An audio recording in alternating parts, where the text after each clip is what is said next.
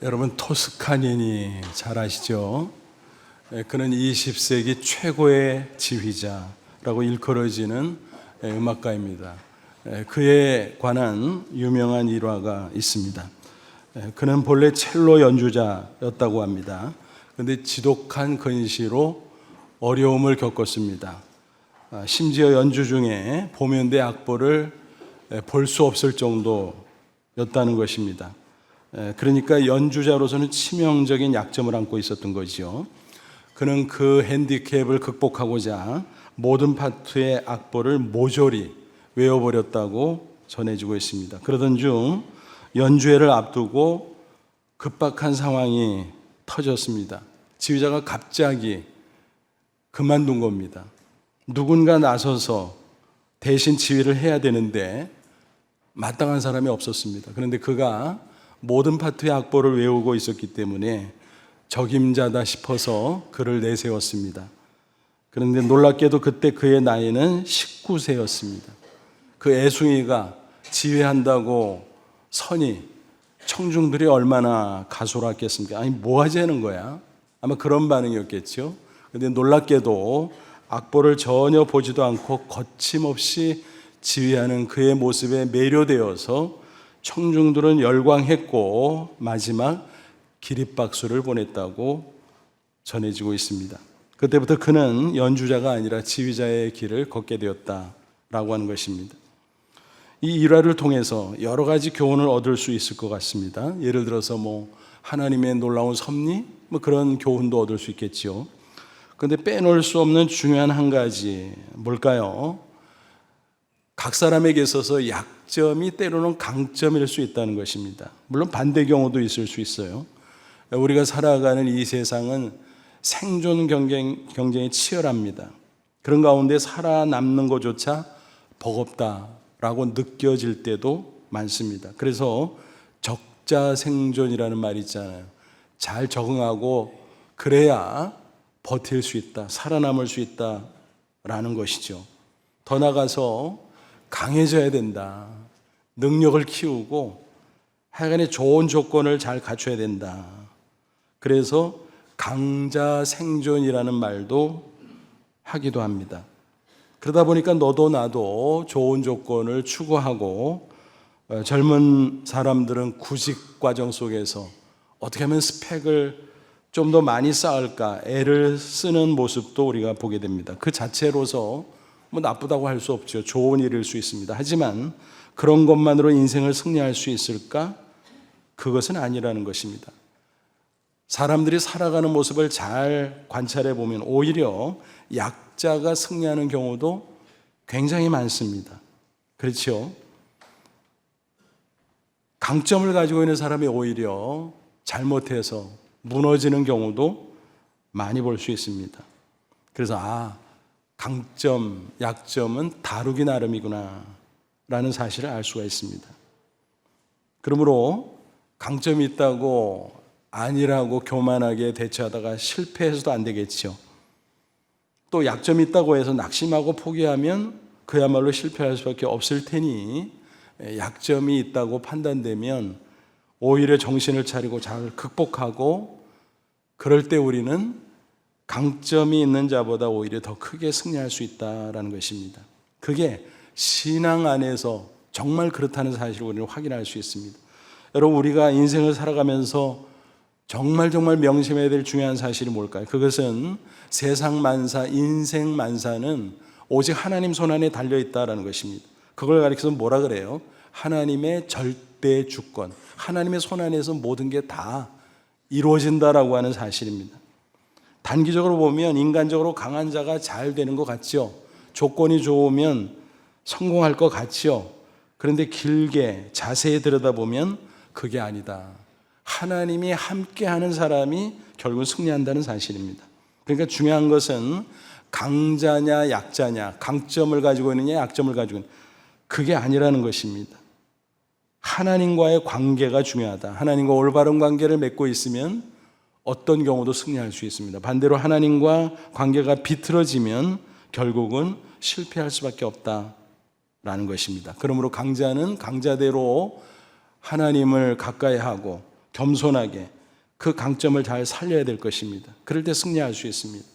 또 약자는 약자대로 불평하거나 포기하지 말고 그럴수록 하나님을 더 의지하고 더 기도하고 그렇게 살아갈 때 그 약점을 강점으로 바꾸면서 하나님의 큰 승리를 경험할 수 있으리라고 생각을 합니다. 그런 점에서 저는 이런 말을 좋아합니다. 적자 생존 혹은 강자 생존보다는 신자 생존. 무슨 말이에요? 오직 믿음으로 사는 자가 승리한다는 것입니다. 그것은 자신의 능력 조건 때문이 아니라 함께 하시는 하나님 때문인 것입니다. 우리도 이 신자 생존의 법칙을 꼭 붙잡을 수 있기를 바랍니다. 그래서 이 시간 성경의 물 가운데 두 사람의 이야기를 함께 비교하며 살펴보고자 합니다. 그래서 강자든 약자든 하기 나름이다. 믿음이 중요하다라는 사실을 확인할 수 있기를 바랍니다. 아무쪼록 이 말씀을 통해서 어떤 경우에도 오직 믿음으로 승리하는 신자 생존의 법칙을 붙잡고 꼭 승리하는 저와 여러분 되시기를 주님의 이름으로 축원합니다. 그래서 두 인물을 꼽아야 되는데 오늘 본문 읽은 대로 구약에서 압살롬, 그리고 신약에서 바울을 한번 생각해 보고자 합니다. 이 두 인물 무슨 상관이야? 무슨 관계가 있지라고 의문을 표할 수 있지만 잘 보면 극명한 대조를 보이는 인물들이죠. 말하자면 대척관계, 비슷한 건 아니고 완전히 대척관계를 가지고 있는 두 인물이다라는 것입니다. 차례로 살펴보죠. 먼저 압살롬을 보세요. 그는 강점이 굉장히 많은 사람이었습니다. 그런데 안타깝게도 그 강점 때문에 오히려 교만해졌고 오히려 하나님을 무시하는 바람에 처참한 실패를 겪을 수밖에 없었습니다. 그의 인간적인 조건 한번 따져보세요. 그 이상 더 좋을 수 있을까 싶을 정도의 그는 다윗 왕의 아들이었잖아요. 그러니까 왕자죠, 왕자. 금수저라는 표현도 부족해요. 왕자인데 뭘. 그렇지 않아요? 뿐만이 아니라 모든 면에서 정말 잘난 사람이었어요. 본문 사무엘하 14장 25절은 그것을 이렇게 증거하고 있습니다. 온 이스라엘 가운데 압살롬같이 아름다움으로 크게 칭찬받는 자가 없었으니 그는 발바닥부터 정수리까지 흠이 없습니다. 여러분 상상해 보세요. 그가 얼마나 잘난 사람인가.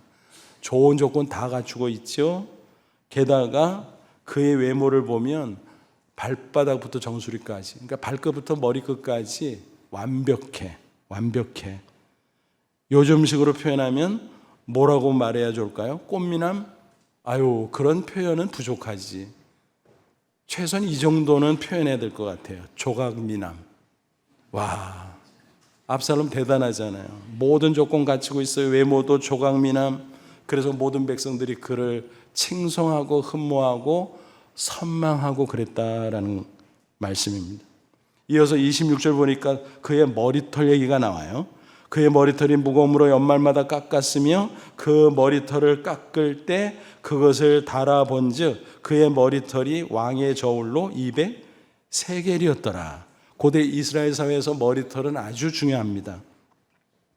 그것은 단순한 외모의 미용적 차원을 넘어서서 어떤 상징을 가지고 있었는가 하면은 힘, 권세, 지위 그런 것들을 상징했습니다. 그래서 소위 잘난 사람들이라면 그럴수록 머리털을 길게 길렀다고 합니다.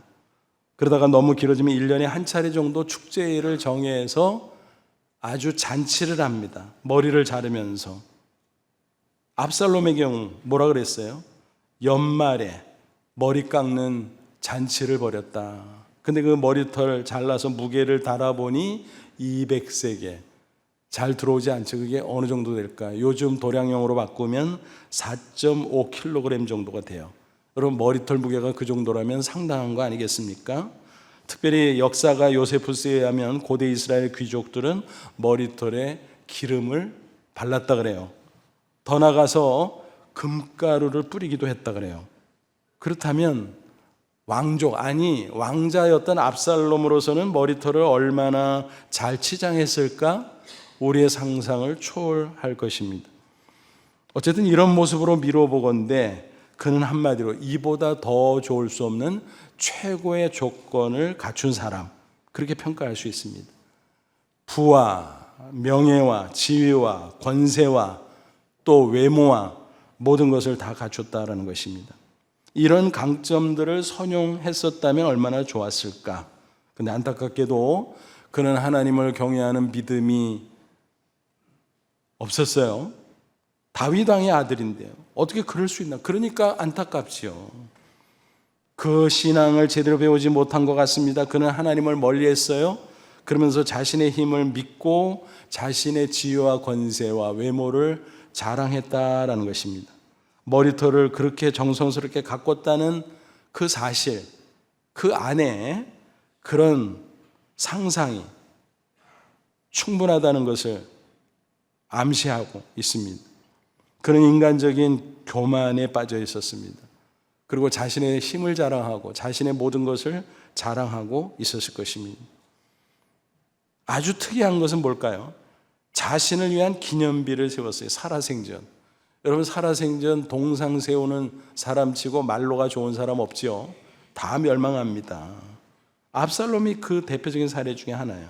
그는 하나님께 영광을 돌리려고 신앙의 기념비를 세운 것도 아니었고, 부왕 다윗을 그 선정을 기리려고 세우는 그런 기념비도 아니었고, 오직 자기 자랑을 위한 셀프 공덕비였다라고 하는 사실입니다. 게다가 그는 탐욕스러운 사람이고 잔인한 사람이었습니다. 이복형 암논이 자기의 누이 동생 다말을 범한 잘못을 저지르긴 했어요. 정말 벌받아 마땅하기는 해요. 그래도 그렇지, 그는 잔인하게 살인극을 벌입니다. 그리고 그 후에 멀리 도망갔다가 돌아와서는 마음속에 악심을 품고 아버지를 미워하고 또 아버지 왕위를 찬탈하고자 호시탐탐 도모합니다.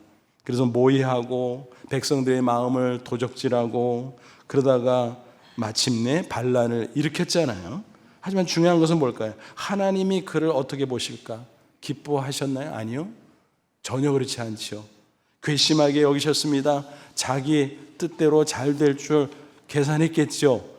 또 그렇게 다 됐는 줄로 판단했어요. 왜냐하면 다윗이 왕궁을 떠나 피신을 할 정도였으니까. 야, 이제 내 세상이다. 그렇게 착각했을지도 모릅니다. 하지만 어떻게 됐죠? 그가 이끄는 반란군 그리고 진압하려고 나선 정부군 사이에 전투가 벌어졌어요. 그는 내가 이제 왕이 될 거니까, 아니 이미 왕이 됐잖아, 왕궁 차지했으니까 내가 직접 나가서 지휘해야지, 뭐 이런 생각이 있었는지 몰라요. 그래서 전장에 나갔는데 비참하게 전사하고 말았다는 비극적인 사실입니다. 그 장면이 사무엘하 18장 9절에 나오는데 그가 노새를 탔어요. 그거는 자기가 왕이 됐다라는 거예요. 그걸 과시하기 위한 것이었어요. 그리고 달리는데 어떤 일이 벌어지나요? 압살롬이 다윗의 부하들과 마주치니라. 압살롬이 노새를 탔는데 그 노새가 큰 상수리 나무 번성한 가지 아래로 지나갈 때에 압살롬의 머리가 그 상수리 나무에 걸림에 그가 공중과 그 땅 사이에 달리고 그가 탔던 노새는 그 아래로 빠져 나간지라. 어떤 광경이 벌어졌는가 상상할 수 있겠죠. 노새를 타고 막 달려가는데 상수리 나무 밑으로 지나가게 됐는데 가지가 너무너무 무성했어요. 무성한 나무 가지와 무성한 그의 머리털이 서로 만나면서 걸려버리고 말았다는 것입니다. 그래서 공중에 붕 떠있는, 아니 대롱대롱 매어 달려있는 그런 형국이 되었다라는 것입니다. 뭐랑 비슷해요? 교수대에 밧줄에 매어 있는 모습이었다라는 것입니다. 그렇게 대롱대롱 매달려 있는 그에게 요압 장군이 다가가서 단칼에 처치하고 말지요. 얼마나 슬픈 이야기입니까? 더욱더 비극적인 것은 그가 세웠던 셀프 공덕비는 뭐가 됐어요? 그의 묘비가 되어버리고 말았다는 이야기입니다.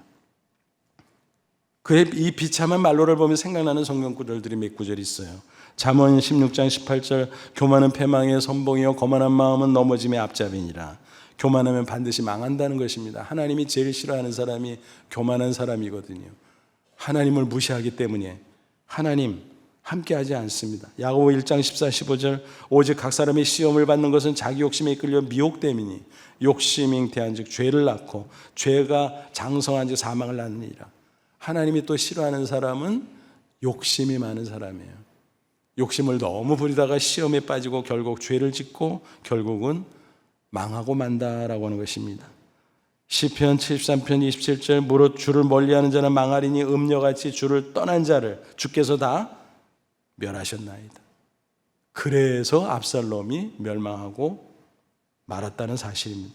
그의 비극적인 인생을 보면서 반면교사 삼아 배울 수 있는 교훈은 과연 뭘까요? 아무리 인간적인 강점이 있다고 할지라도 그것은 별것도 아니다라는 것입니다. 하나님을 무시하고 교만해지면 그것이 강점이 아니라 오히려 치명적인 약점이 될 수 있다는 사실입니다. 그 반면 바울의 인생을 보십시오. 그는 본래 화려한 인간 조건을 가졌던 사람이었습니다. 빌립보 3장 보면 그의 프로필이 간단히 소개되어 있어요. 그거 뭐 자랑 삼아 얘기한 건 아니고 또 유대인들이 인간 조건을 자랑하면서 복음을 배척하니까 야 이 사람들아 당신들 그거 갖고 자랑하는데 그런 거 따지면 나도 과거에 이랬어. 그거 별것도 아니야. 그런 취지로 그가 소개했던 것입니다. 빌립보 3장 4절 5절 그러나 나도 육체를 신뢰할 만하면 만일 누구든지 다른 이가 육체를 신뢰할 것이 있는 줄로 생각하면 나는 더욱 그러하니라. 나는 8일 만에 할례를 받고 정통 유대인이라는 거예요. 이스라엘 족속이요 베냐민 지파요 히브리인 중에 히브리인은 뭐예요? 귀족이라는 거예요. 귀족. 또 율법은 바리새인이라. 특별히 가말리엘 문화 당대 대학자였죠. 그 문화생으로서 율법 박사였습니다. 또 직접 이 구절 가운데 명시되지 않았습니다만 그는 잘 아시는 대로 어떤 사람이었어요? 로마 시민권자. 그 당시에는 대단한 권세였습니다. 당대 바울만한 스펙을 갖춘 사람이 과연 유대인들 가운데 몇이 될까 싶을 정도였습니다. 굉장하죠. 하지만 그는 예수 그리스도를 만나고 변화됐습니다. 그는 회심했습니다. 죄와 사망에서 구원받는 길은 오직 십자가밖에 없다. 그 대속의 은혜로 구원받는다. 그리고 영생을 얻었다. 그리고 영안이 열려 천국을 보니까 천국을 소망가원하는 가운데 이 세상 살아갈 수밖에 없지만 보니까 별것도 아니야. 너무 하찮아. 그가 과거에 그렇게 추구하고 또 소유하고 누리고 집착했던 그 모든 세상의 스펙들이 별것도 아니구나. 배설물쯤 되네 라고 그가 생각했습니다. 그 모든 것이 육신을 위해서 불필요하다는 것은 아니지만 예수 만나고 얻은 영적 가치들에 비하면 하잘 것 없다는 그런 고백이었습니다. 그 후 그는 어떻게 되죠? 가장 귀한 그 복음을 위해서 자신의 일생을 바칩니다. 곳곳에 내며 복음을 전합니다. 사도가 됐습니다. 그런데 가는 곳마다 복음을 믿음으로 반응하고 구원받는 자들도 있었지만 다른 한편으로는 어때요? 오히려 반발하고 핍박하는 자들이 있었어요. 그래서 때로는 매맞기도 하고 때로는 감옥에 갇히기도 하고 때로는 죽을 고비를 넘기기도 하고 숱한 고초를 당했다라는 것입니다. 그러니까 육신적인 관점에서 보면 바울은 예수 믿고 망한 사람이에요. 스스로 포기했지만 그 모든 인간적인 조건들을 다 버리고 오히려 핍박과 고난과 숱한 고초를 당했으니 정말 그 말을 해도 과언은 아니다라고 생각을 합니다. 특별히 그에게는 최악의 조건이 하나 있었어요. 뭘까요? 오늘 고린도후서 12장 본문에 나오는 얘기죠. 육체의 가시를 가지고 있었다라는 것입니다. 근데 나중에 보니까 역설적으로 최악의 조건인 육체의 가시로 인해서 오히려 사도로서 엄청나게 큰 승리를 거둘 수 있었다는 놀라운 사실입니다. 우리가 알고 있는 바울은 어떤 사람입니까? 정말로 사도 중에 사도 아닙니까? 그는 복음의 진리를 잘 전했을 뿐만이 아니라 곳곳에서 얼마나 많은 이적들을 했는지 몰라요. 병자들을 고치고 귀신 들린 자를 귀신을 축사함으로 고쳐주고 심지어는 죽은 자를 살리는 경우도 여러 번 있었고, 그렇죠? 대단한 사람이에요. 그런데 정작 마치 대장간 식칼이 노는 식으로 자신에게 있었던 육체가시 문제 하나 해결하지 못하고 있었다는 것입니다. 근데 나중에 알고 보니까 그게 하나님이 나에게 준 안전장치였구나. 내가 자칫 너무 잘하다 보니까 주님의 능력인데 내 능력으로 착각하고 교만해서 우쭐대다가 오히려 그 능력을 상실할까 봐 나에게 안전장치로 육체가시를 주셨구나. 그 깨닫게 됐어요. 그게 오늘 본문의 내용입니다. 7절 먼저 보시면 여러 계시를 받은 것이 지극히 크므로 너무 자만하지 않게 하시려고 내 육체에 가시고 사탄의 사자를 주셨으니 이는 나를 쳐서 너무 자만하지 않게 하려 함이라. 그래서 가시라는 단어는 헬라어로 스콜로푸스인데 본래 무슨 뜻인가 하면 말뚝 뾰족한 창, 쇠꼬챙이 뭐 이런 뜻이에요. 그러니까 그것이 몸에 콱 박혔다. 그건 사탄의 사자. 사탄이 그런 못된 짓을 했다라는 것입니다. 그런데 하나님께서 적극적으로 막으려고 하셨다면 막았겠죠. 근데 하나님이 그냥 허용하신 거예요. 그래서 육체의 가시를 안고 있었다라는 것입니다. 여러분, 그게 얼마나 고통스러웠을까 한번 상상해 보세요. 하다못해 우리가 손톱 밑에 작은 가시가 박혀도 얼마나 고통스러워요. 빼기까지. 근데 그 끔찍한 쇠꼬챙이 같은 게 박혔다고 생각해 보세요. 물론 비유적인 표현이지만 생각만 해도 끔찍스럽지요? 그뿐일까요? 사람들 앞에서 민망하잖아요. 다른 사람들 병은 중병이라도 척척 고쳐주면서 기도하면 하나님의 놀라운 능력 역사가 나타났는데 자기 자신의 그 육체의 가시 하나 해결 못하니 그 뭐야? 모순적인 것 같고 너무 민망하고 수치스러웠을 것입니다. 그럼 구체적으로 그 육체 가시는 어떤 것이었을까? 성경에 명시되지 않았기 때문에 많은 학자들의 의견이 갈립니다. 몇 가지 견해가 있는데요. 어떤 학자는 간질병이야, 간질병. 사도 바울이 간질병에 걸렸었대. 그래서 수시로 쓰러지고 심지어는 거품을 내는 경우도 있고 그랬대. 그랬다고 하면 얼마나 고통스럽고 수치스러웠을까요? 또 어떤 학자는 말라리아야, 지독한 말레에 걸려서 그 후유증으로 계속 고통을 당했대. 그것도 마찬가지죠. 또 어떤 학자는 안질이었을 거야. 저는 개인적으로 이 세 번째 견해에 동의를 합니다. 그도 그럴 것이 잘 아시는 대로 바울이 예수님을 만나기 전에 곳곳에 출장 다녔잖아요. 예수 믿는 사람 붙잡아 체포해서 끌고 와서 재판하고, 물론 지나친 불법 재판이지만 그래서 감옥에 가두기도 하고 처형하기도 하고 그 짓을 했잖아요. 한 번은 다메섹 먼 도시까지 출장을 가는데 그 도상에서 부활하신 예수 그리스도의 찬란한 빛을 보게 되죠. 누구시오, 누구시오? 네가 핍박하는 예수다. 충격이었습니다. 아니, 예수가 살아있어? 십자가에 죽었다 부활한 게 맞는단 말이야? 그래, 내가 살아있다. 내가 예수다. 찬란한 빛 가운데 충격을 넘어 눈이 머는 일까지 벌어지게 됩니다. 그래서 그 충격 속에서 다메섹 시내로 들어가서 집거하고 있는데 주님께서 아나니아라는 제자를 보내주잖아요. 아나니아가 악명이 높은 그 당시 이름은 사울이죠. 사울을 만나기가 깨림칙했지만 가라니까 순종했어요. 가서 안수기도를 해줍니다. 그리고 복음을 제시하고 앞으로 어떤 사명자가 될 것인가도 가르쳐 줍니다. 그런 가운데 눈을 다시 보게 되기는 했어요. 멀었는데 눈을 봤어. 얼마나 놀라운 일입니까? 그 자체는. 그런데 후유증으로 평생 안지를 겪었고 눈이 잘 보이지 않았다라고 하는 것입니다. 이런 사실에 대한 암시가 사실은 바울 서신 몇 군데에서 나와요. 그가 서신을 쓸 때 직접 기록하지 못했다 그래요. 예를 들어 비서를 옆에 두고 구술하면 그 비서가 대신 쭉 기록을 하고, 옛날에는 또 요즘처럼 종이에다가 글씨를 연필로 쓰는 것도 아니고 또 타자하는 것도 아니고, 그러니 얼마나 힘들었겠습니까? 불가능한 거거든요. 시력이 너무 약해서. 그래서 대피를 시키고 맨 마지막에 자기가 사인을 하는. 그래서 자기의 메시지라는 것을 증명하는 그런 일이 있었다라고 스스로 밝히고 있습니다.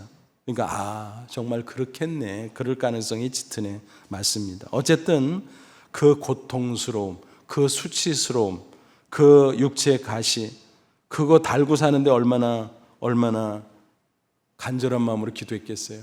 주님, 제발 좀 제거해 주세요.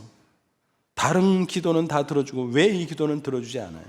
그는 간절히 기도했습니다. 8절 9절 이것이 내게서 떠나가게 하기 위하여 내가 3번 주께 간구하였더니 나에게 이르시기를 내 은혜가 내게 족하다. 이 3번 기도했다는 게 기도에 3번 참석했다는 얘기예요? 마음 먹고 3시간 기도했다는 게 아니잖아요. 사력을 다해 몸부림치면서 금식하면서 허구한 날 기도했다는 얘기죠. 하지만 응답이 뭐라고요? 내 은혜가 내게 족하다. 무슨 뜻이에요? 완곡한 표현이지만은 거절이죠, 거절. 육체에 가시 안고 살아라. 그게 내 뜻이다라는 거예요. 그러면서 설명을 쫙 해줬잖아요. 네가 장점이 많지 않냐. 너는 강자야. 영적으로 육적으로 사실은. 근데 그 강점 때문에 자칫 우쭐하고 교만해지면 나를 의지하지 않을 거 아니냐. 지금까지 놀라운 능력이 나타나는 나를 믿음으로 의지했기 때문에 나타났던 건데 의지하지면 어떻게 되겠냐. 그 능력이 사라질 거 아니냐. 그러면 너는 사도로서는 별 볼 일 없는 사람으로 전락할 수도 있어. 그거 좋니? 그렇게 안 되도록 미연에 방지하기 위해서 안전장치로 육체의 가시를 너에게 준 거야. 이런 식으로 쭉 설명을 해주니까 맞잖아요. 바울은 그래서 그 이후로는 그런 기도를 더 이상 하지 않고 감수하게 되었다라는 것입니다. 여러분, 바울뿐이 아니라 우리 각자에게도 이런 일들이 있을 수 있어요. 우리가 교만해질까 봐 안전장치로 우리를 낮추실 수가 있어요. 남이 알지 못하는, 또 남이 알 때도 있고 약점들이 있을 수 있어요. 핸디캡이 있을 수 있어요. 때로는 고난이 닥쳐올 수도 있어요. 때로는 어려운 문제들이 내 앞을 가로막을 수도 있어요. 그럴 때는 참 안타깝죠. 민망하고 부끄러울 때도 있고 너무 고통스러워서 힘들어할 때도 있고. 여러분, 하나님이 이렇게 우리에게 약점을 허용하실 때는 사도 바울에게 있었던 육체 가시를 꼭 기억할 수 있기를 바랍니다. 영적인 안전장치일 수 있다는 것입니다. 교만해서 하나님 멀어지지 않도록, 하나님 배반하지 않도록 우리를 붙잡아 주시는 장치다라고 하는 것입니다. 사도 바울을 보십시오. 그 이후로 그 육체의 가시 때문에 그는 고통스러워하고 또 낙심하고 그게 아니라 이제는 확신 가운데 당당했습니다. 자랑했습니다. 내가 약할 때 곧 강하다 라는 간증까지 했습니다. 그러니까 뭔가요? 믿음 안에서는 약점이 강점으로 얼마든지 승화될 수 있다는 것입니다. 전능하신 하나님이 함께 해주시면 그 약점이 오히려 강점이 될 수 있다는 사실입니다. 9절 하반절 보세요. 이는 내 능력이 약한 데서 온전해지며 하신지라. 그러므로 도리어 크게 기뻐함으로 나의 여러 약한 것들에 대하여 자랑하리니 이는 그리스도의 능력이 내게 머물게 하려 함이라. 이젠 자랑한대요. 역설적인 이야기지만 그거야말로 영적인 진리라는 사실입니다. 그러므로 여러분 기억하십시오. 하나님의 은혜는 마치 물과 같아요. 높은 데서 낮은 데로 흐릅니다. 마음이 교만하면 은혜가 흘러들어갈 공간이 없어요. 그러나 자신을 낮추고 겸손하면 은혜가 풍성하게 임한다는 사실입니다. 그러니까 하나님의 은혜와 인간의 교만은 상극이에요. 상극. 야고보 4장 6절은 증거합니다. 그러나 더욱 큰 은혜를 주시나니 그러므로 일렀을 때 하나님이 교만한 자를 물리치시고 겸손한 자에게 은혜를 주신다 하였느니라 그랬습니다.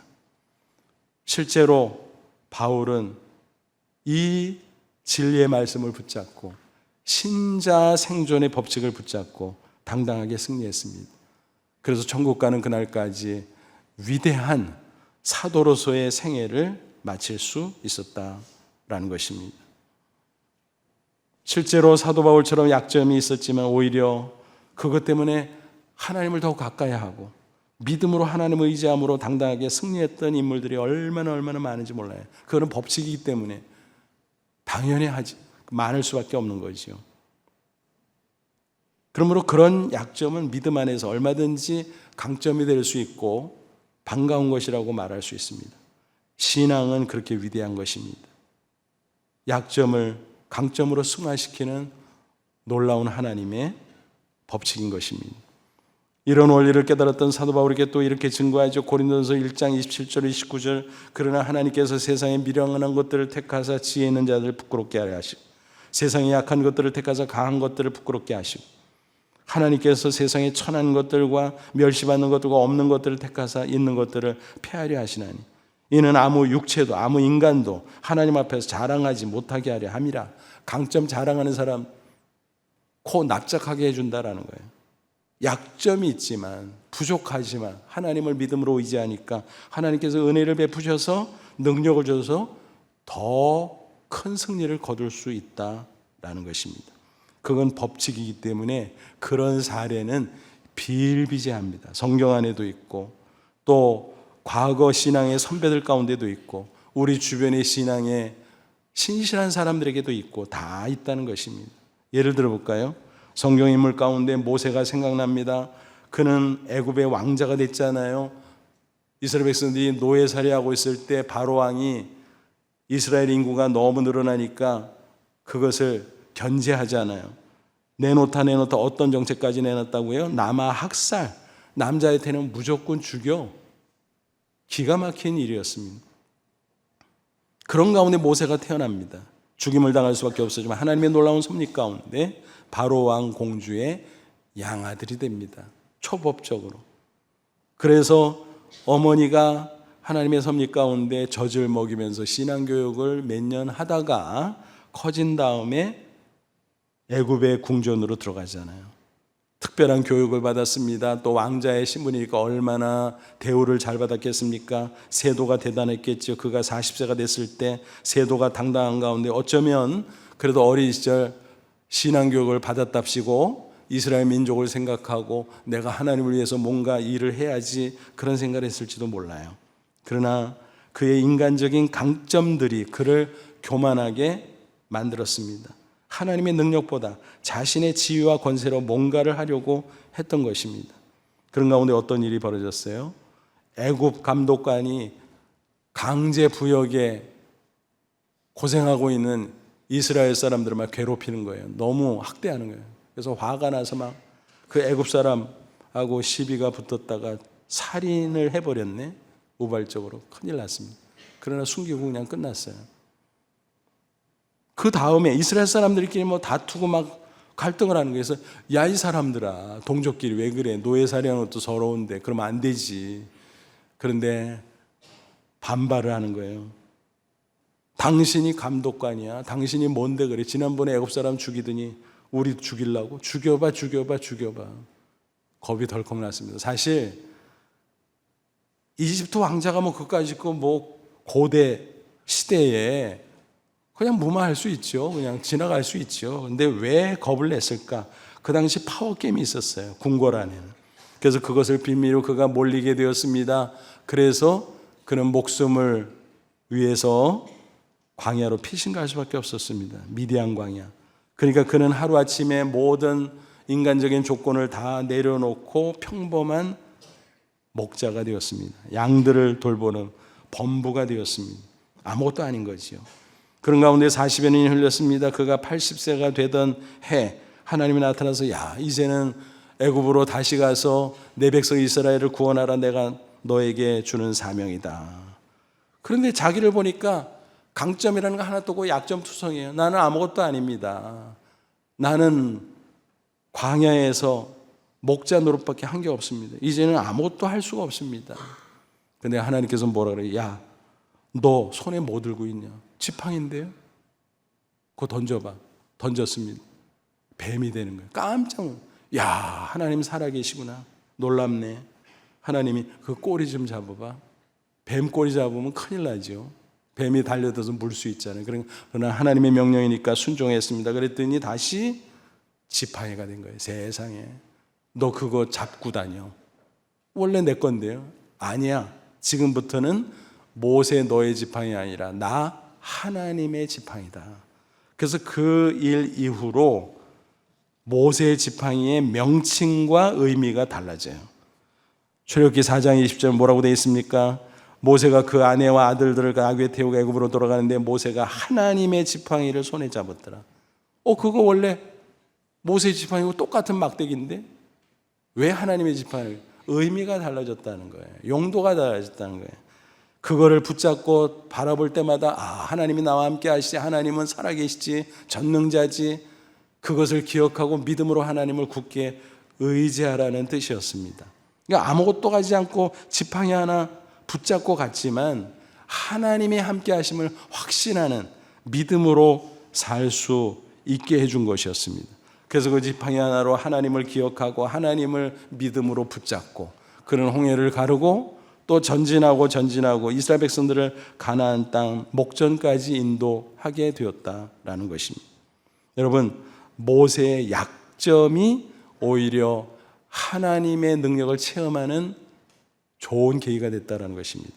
그러므로 왕자라는 강점이 아니라 오히려 낮고 천한 인생이 된 그 모세가 하나님 앞에서는 오히려 강점이었다는 역설적 사실입니다. 또 왼손잡이 사사 에웃을 보세요. 왼손잡이라는 것은 히브리어 성경 원문을 직역하면 뭐라고 되어 있냐 하면은 오른손을 못 쓰는 사람, 오른손 장애인이라는 뜻이에요.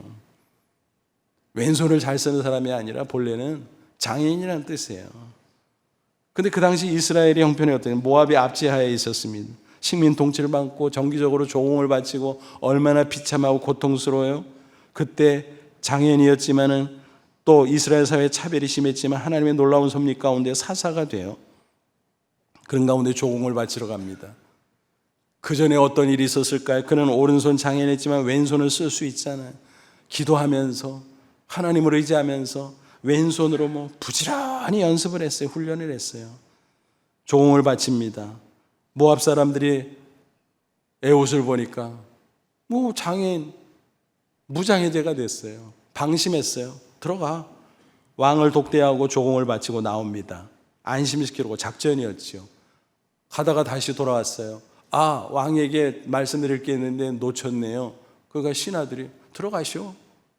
그래서 다시 독대하는 가운데 순식간에 감춰뒀던 단칼을 왼손으로 끄집어내서 단번에 왕을 해치웁니다. 그리고 군사를 소집해서 모압 군대 1만 명을 섬멸하죠. 그로부터 모압의 압제에서 해방되어 80년 태평성대를 이루게 되었다는 것입니다. 여러분, 에훗의 강점이 뭡니까? 놀랍게도 에훗의 약점이었어요. 왼손잡이, 오른손 장애인. 그러나 믿음으로 하나님을 의지하고 기도하고 하나님 앞에 최선을 다할 때 하나님께서는 그를 붙잡아 주셨고 그를 통해서 놀라운 역사를 이루셨고 그를 위대한 사사로 사용하셨다라고 하는 것입니다. 여러분, 미국의 리고렌 목사님을 아시죠? 세들백 교회 원로 목사로서 미국의 대표적인 교회잖아요. 특별히 그는 베스트셀러 작가이기도 해요. 목적이 이끄는 삶, 그것은 세계 85개 언어로 번역되어서 지금까지 5천만 부 이상 팔렸다 그래요. 어마어마한 거죠. 기독교 서적이 이렇게 팔리는 것은 희귀한 일이 아닐 수 없습니다. 그런데 그런 대단한 사역을 했음에도 불구하고 그의 사생활을 들여다보면 이해가 안 되는 놀라운 일이 있어요. 그는 어려서부터 뇌질환을 앓았다고 합니다. 간질병 비슷한 증세가 나타나는 일이 빈번했다고 합니다. 그러니까 사람들 앞에 나서는 게 목사인데 예배 인도하다가 설교하다가 막 쓰러지기도 하고 막 발작을 하기도 하고 그거 어떻게 하겠어요? 무엇보다 민망해서 어떻게 하겠어요? 그러니까 리고어에는 나 이거 못합니다. 그냥 하나님이 시키니까 할 수밖에 없었어요. 그래서 기도했어요. 하나님, 이것 좀 제거해 주세요. 그래야 내가 잘할 거 아닙니까? 그런데 25년 기도하는데도 그대로 방치하십니다. 나중에 깨달았어요. 바울에게 있었던 육체 가시가 바로 이런 것이구나.